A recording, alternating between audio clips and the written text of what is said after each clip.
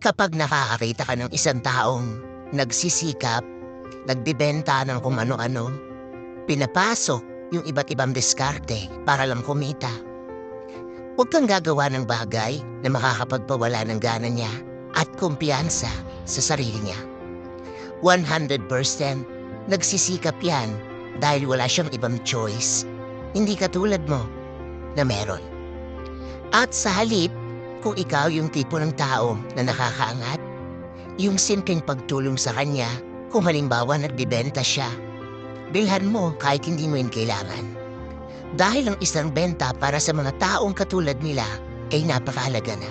At kung ikaw naman yung klase ng tao na naiinis sa mga pinaggagawa ng kapwa mo, instead na mainis ka o magalit ka, tularan mo siya. Lalo na kung isa ka ring naghihikaw sa buhay pero mas inuuna pa ang inggit sa katawan kesa sa pumilos para sa ikakaunlad mo.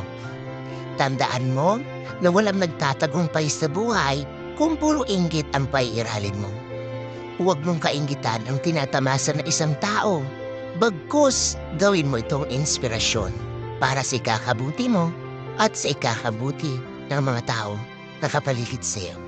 If you purchased anything from me this year or showed my business any kind of love, thank you. If you purchased anything from me this year or showed my business any kind of love, thank you.